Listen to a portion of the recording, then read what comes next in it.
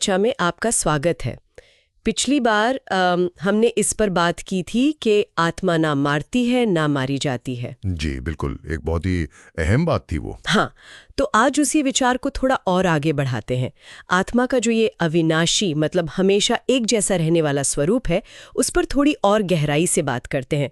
कुछ खास श्लोक हैं इस बारे में? बिल्कुल, देखते हैं ये श्लोक क्या कहते हैं। हाँ, कोशिश यही रहेगी कि इन शिक्षाओं से वो खास बातें निकालें जो आत्मा की असलियत समझने में मदद करें। तो चलिए देखते हैं। अध्याय 2 का श्लोक 20।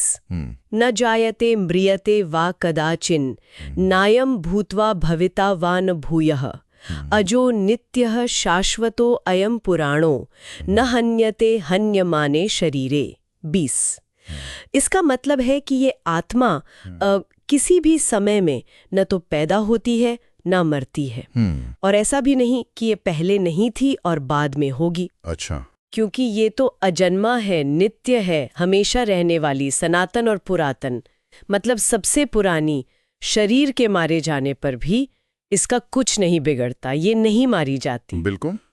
यहाँ जो शब्द है ना, अज, नित्य, शाश्वत, पुराना, ये बहुत महत्वपूर्ण है। हाँ। ये साफ करते हैं कि आत्मा उन 6 बदलावों मतलब विकारों से पूरी तरह अलग है जिनसे शरीर गुजरता है। कौन से 6 विकार? जैसे जन्म लेना, फिर अस्तित्व में आना, बढ़ना, फिर बदलना, कमजोर होना और आखिर में नष्ट हो जाना। शरीर इन सबसे गुजरता है। अच्छा। पर आत्मा वो इन सबसे परे है, इसीलिए वो नित्य है, शाश्वत है।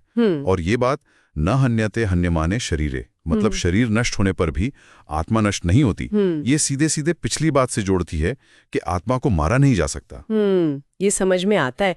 तो अगर आत्मा ऐसी है, मतलब नित्य, अविनाशी, जिस पर शरीर के आने जाने का कोई असर ही नहीं पड़ता, तो फिर कर्म का क्या? कर्म और फल, अगला श्लोक शायद इसी से जुड़ा है, श्लोक 21। जी बिल्कुल, वो इसी सवाल की तरफ ले जाता है। वेदा विनाशनम नित्यम येनम अजम व्ययम कथम सपुरुषा पार्था कम घातयति हंतिकम।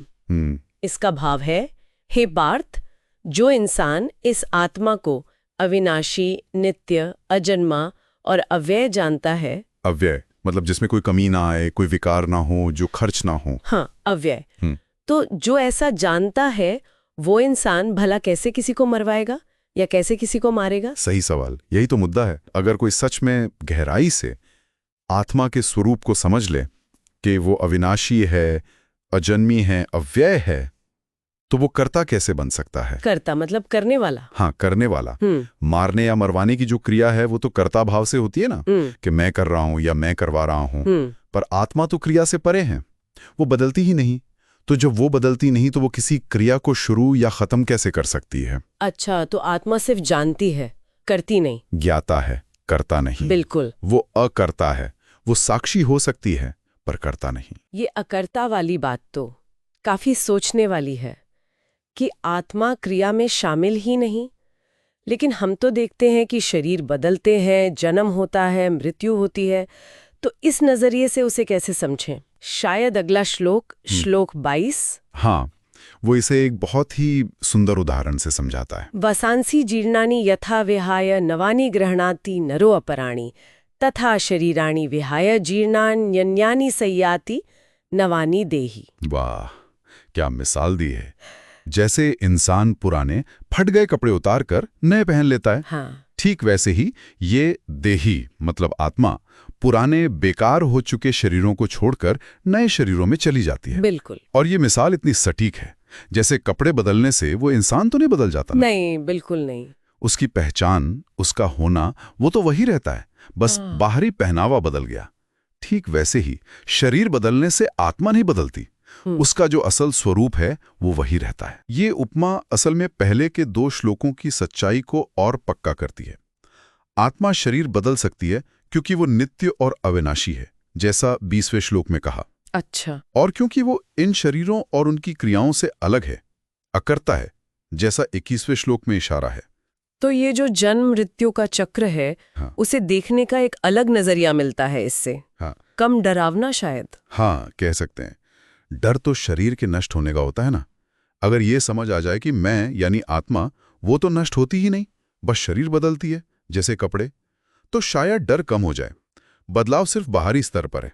तो कुल मिलाकर इन श्लोकों से यही बात सामने आ रही है कि आत्मा का असली स्वभाव स्थिरता है, नित्यता है, वो बदलती नहीं। शरीर बस एक लिबास की तरह है। सही कहा।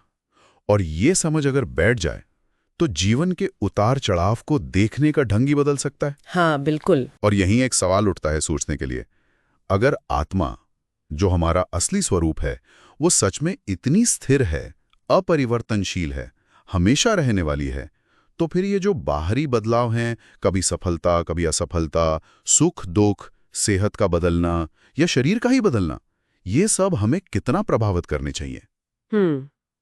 मतलब क्या इनसे हमारा जुड़ाव उतना ही नहीं होना चाहिए जितना पुराने फटे कपड़ों से होता है?